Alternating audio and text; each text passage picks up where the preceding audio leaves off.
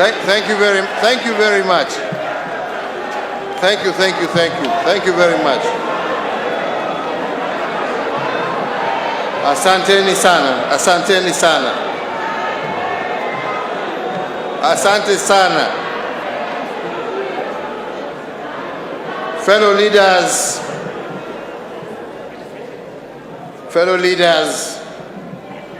gathered at this historic constitutional place of Bomas, and it is historic because many a time, as has been said, we have gathered here to discuss constitutional issues. Mimi nawasalimia nyote na nawashukuru kwanza kwa risala za birthday siku ya leo, na nasema asante.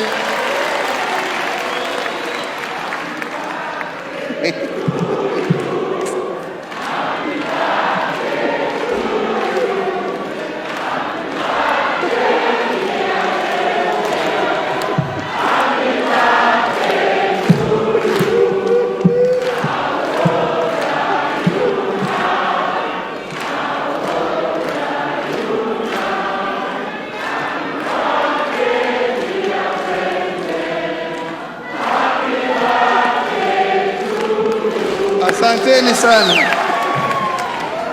Thank you very much. So, thank you very much. So, before I begin, I would like to take this opportunity, as much as indeed they have been recognized, to recognize the Committee of Elders who, for the last 2 years, as we were told,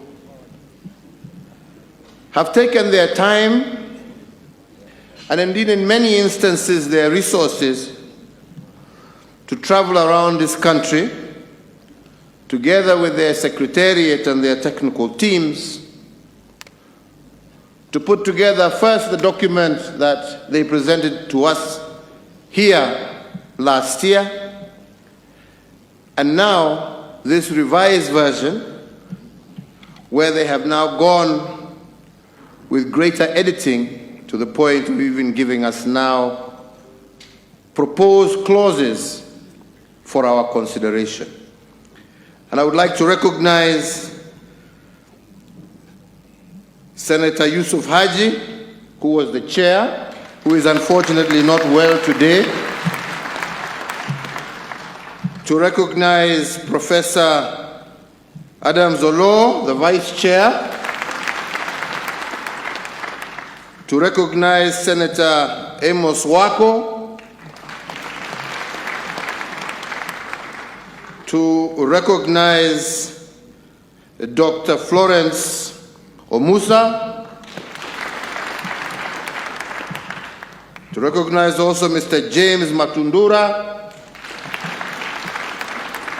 To recognize Bishop Lawi Imadio. To recognize also Professor Morpe Ole Ronke, yes. To recognize Rose Museo. To recognize Mrs. Agnes Karindu Mudama. To recognize also Professor Said Mwaguni. To recognize Major John Sei. To recognize also Honorable Maison Leshomo. To recognize Bishop Peter Jenga. And finally to recognize Archbishop Zacchaeus Okoth, retired, plus your entire secretariat. I thought it important for Kenyans to know the men and women who have guided us through this process to where we are today. Let me say that today we have before us a document that has been worked on and again, I repeat, for a period now of 2 years. And a document whose objective is really nothing more than to find what ails our country and hopefully give us a solution that will heal our country.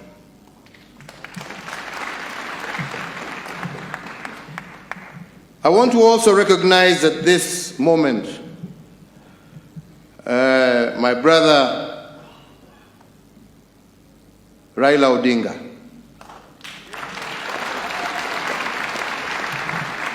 And I have a reason to. Because as many of you know,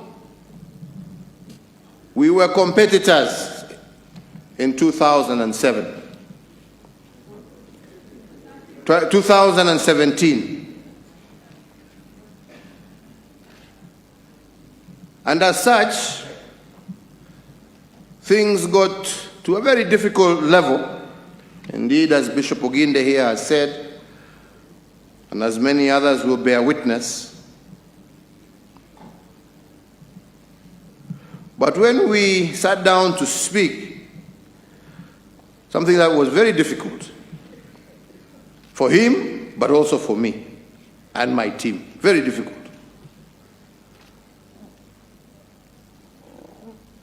But when we got through to it, and we spoke again, and we spoke again, we agreed that we're not here to share positions, and we should put our various positions aside. And we agreed that we were coming together with one common agenda, the agenda of ensuring that what the people of Kenya have witnessed in 1992, in 1997, in 2005, in 2007, in 2017, Kenyans shall never, ever witness again. We did not talk about sharing government, and as we stand today, he is not in government. He is not in government. He never made any demands for government. He never made any demand for a share of government. He said that let us get together and let us fix that which ails us, that will allow us in future to be able to compete without the need for innocent Kenyan blood to be shed. I want to thank you for that, Raila, from the bottom of my heart, because you didn't have to do it.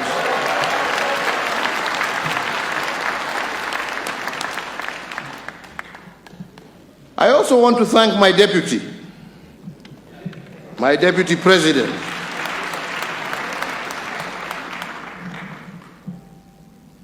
because all in all, along that path, I kept him abreast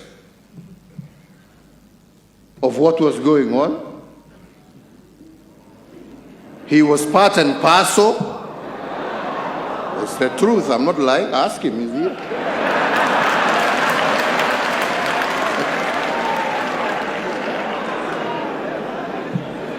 He was part and parcel. In fact, he helped me identify some of the wazees I just mentioned here. Yeah.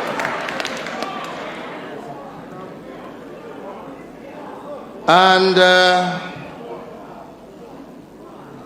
the purpose, as I had told him, and as we agreed with Raila, was never to talk about what shall happen tomorrow in terms of our elective posts, but I said it was an extension of what I and you did in 2013.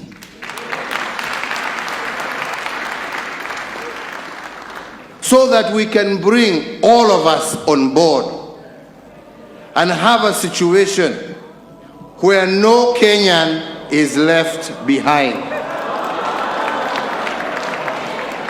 Okay? No Kenyan.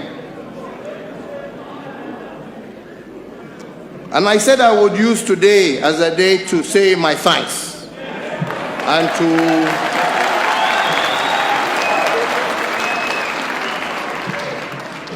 put things also in context.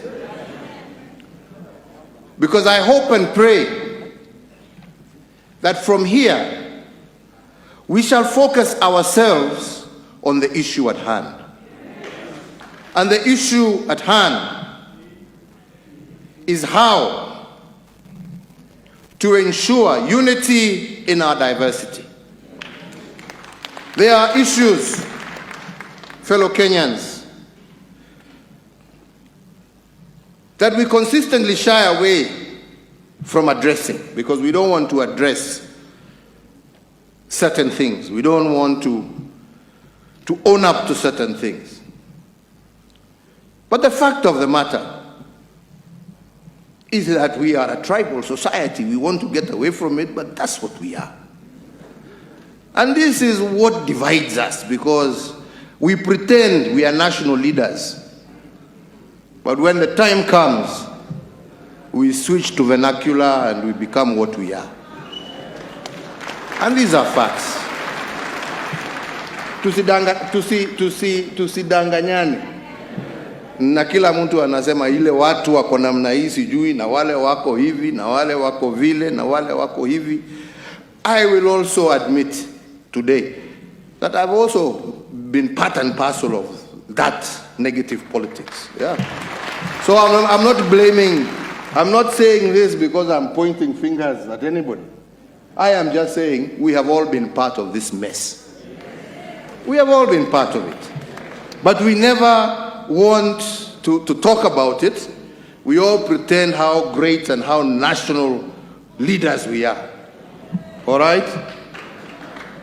And that is why we must address ourselves to this issue of inclusivity. Because if we are going to remove this kasumba that has disturbed us, we must deal with this issue of inclusivity so that every single community and section of this country feels that they are part and parcel of this great nation. And you know, we started pole addressing ourselves to that issue even in 2010 by bringing on devolution and ensuring now resources were going kule mashinani. But there were still elements that were left. Elements that made people feel that they were left out of national government. So the issue of inclusivity is critical and was critical. And we said with my friend here, we must address ourselves to that issue so that future generations will be able to address themselves as Kenyans. Lakini nyinyi msitudanganye hapa ukabila umejaa. Na ni vizuri, unajua mtu asiposema ukweli, tunaficha kule, but then we never address it. And that's why I'm saying, I want to thank these gentlemen because they are trying to address themselves to those issues. Because until we do, our politics will consistently be negative. And we want to change that cycle so that our politics can be positive driven. Positive that we are winners when we are together. That is the direction that we wish to move ourselves in. The second big problem we have is our young people. Again, let us not cheat ourselves. It is our young people. We have a youth bulge that, if not properly handled, can be a time bomb that can blow this country to pieces.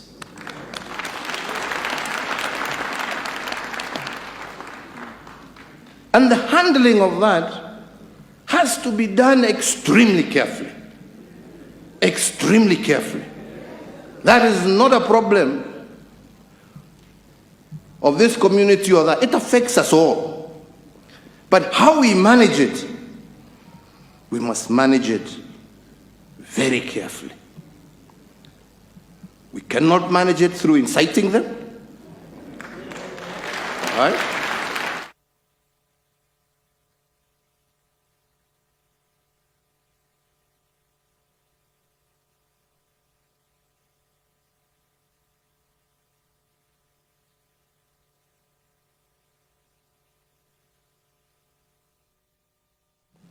If we are to deal with our youth problem, we must deal with our economy. And there is no country in the world that has ever developed on a 5-year cycle of politics. You can never develop on a 5-year cycle. And if you cannot develop your economy, how do you create the jobs? If every cycle you spend 1 whole year, and in this case, in our case, it's 2 years, before the election campaigning, then you spend another 2 years after the election campaign trying to sort out the political mess, umebaki na mwaka moja ya kufanya kazi. Uchumi kweli tutapanua? Wenzangu, vijana kweli tutawapatia kazi? Yeah? Na ndipo niliwaambia juzi wakati tulikuwa tumeenda kuanzisha mradi wa hawa vijana, na nikawaambia, my friends, be very careful. It is very exciting and it is very sweet. But we must stop this culture of use and dispose of our young people, and instead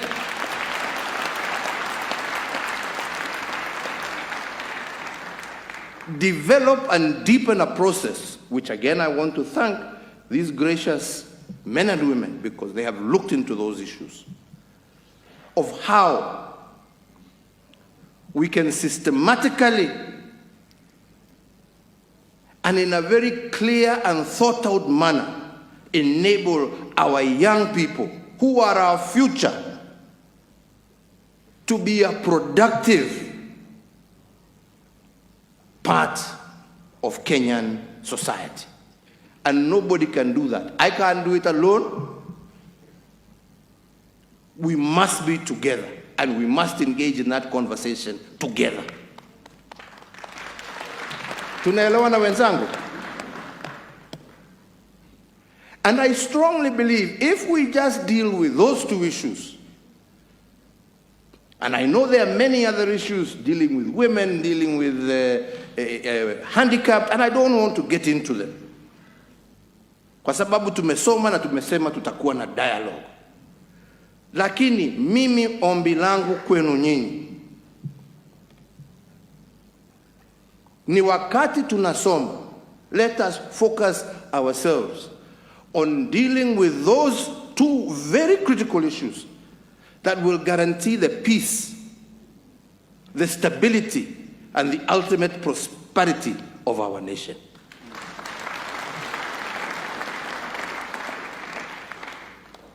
And let us not entertain the sideshows, because there are too many sideshows that are detracting us from where we want to go, that are stopping this country from being that great country that our forefathers saw it to be.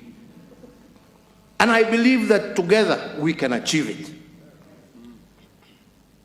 And I believe that together we can overcome this hurdle And then those who are seeking elective positions, how wonderful it would be if you were seeking those elective positions in a unified country where it was ideas that are competing against each other, not ethnicity, not this, not this.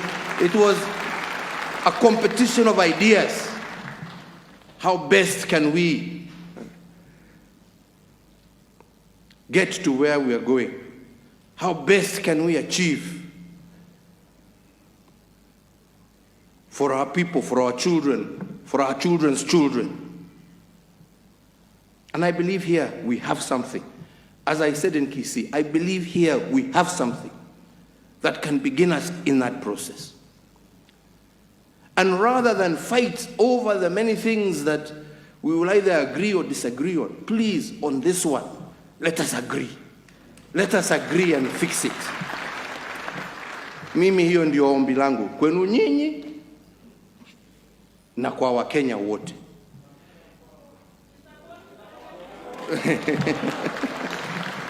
Na ndio nasema mimi nawaomba msome, kwa sababu like I said, kuna vipengele mingi. Na tumesikia hapa wengine wakaya mistaki ile hii iwe namna hii iwe namna hiyo. Ni sawa. That is the conversation that we must have. Si ndio? Because at the end of the day, all we want to do is to see ourselves improve what has been done. But let us not be bogged down by those ones and fail to achieve this one. Because without this, hata hizo zingine zote ni za bure. Amani, wenzangu, amani na umoja wa taifa letu, na njia ile tutapambana na ukosefu wa kazi kwa vijana wetu. Na mambo haya hatutaweza kutimiza tusipokuja pamoja. Na ndipo mimi leo, vile mmesikia nikisema, namshukuru ndugu yangu Raila. Hakuja hapa kupambana na mimi. Hakuja hapa kusema tugawe serikali. Na nikimshukuru na mshukuru pamoja na viongozi wake wenzake wale walikuwa wanasa. Mheshimiwa Kalonzo Musyoka, Mheshimiwa Mudavadi, Mheshimiwa Wetangula. Wote. Na nawashukuru. Na ndipo namshukuru hata sasa upande yetu ya Jubilee namshukuru. Kwa sababu tulisonga pamoja hapa katikati, ndio sasa 2022 ikaanza kuwa inapita.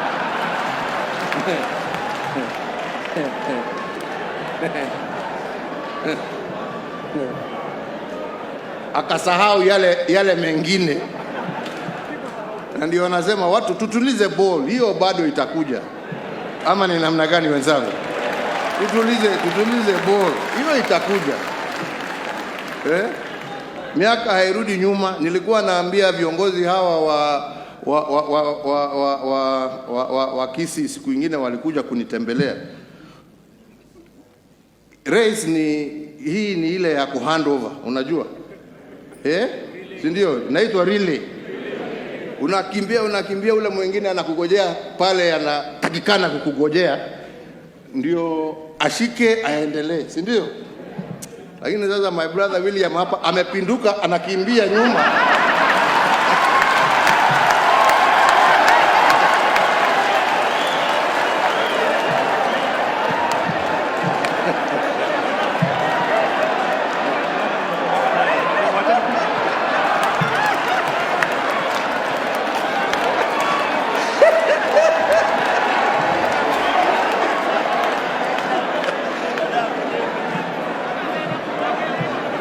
Nikasema mosmos, tutafika tu.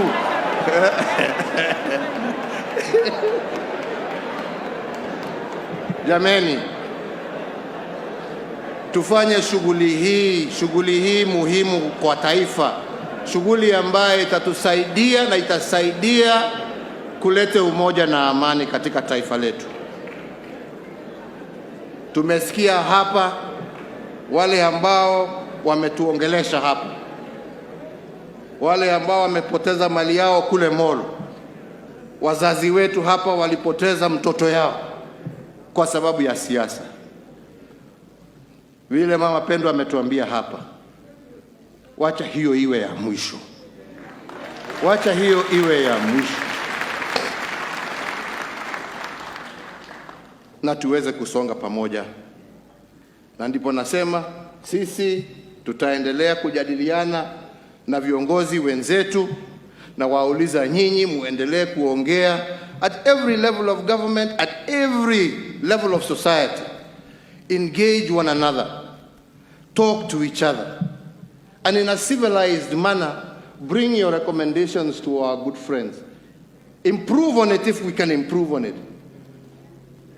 As one of our colleagues here said, you know, a good idea always gives way to a better. So if there is a better one, bring it on board. Let us not overload ourselves. And let us push forward and bring peace to our country. Mimi sitaki kuzidi hapo, isipokuwa kuungana na yale ambaye pia former Prime Minister ametaja, ya kwamba sisi wote tuwatuma rambirambi kwa jamii ya Zamba Kitonga, shujaa wa taifa letu la Kenya, ambaye alitusaidia kuleta hiyo katiba ya 2010. Tuombe Mwenyezi Mungu amweke pahali pema na tufuate sisi hivyo ambaye ametufundisha. Tutasaidiana. BBI hii itapita jameni, ama mnaonaje? Itapita jameni? Mutapitisha? Mutatusaidia kuelimisha Wakenya ni kwa nini tunataka kupitisha document hii? Mutatusaidia?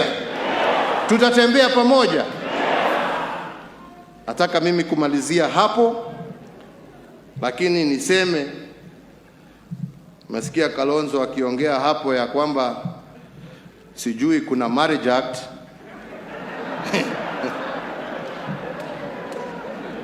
Lakini ile nilishika ni apogisho kuniambia kuna ukurasa Biblia ambaye inasema inawezekana. Nataka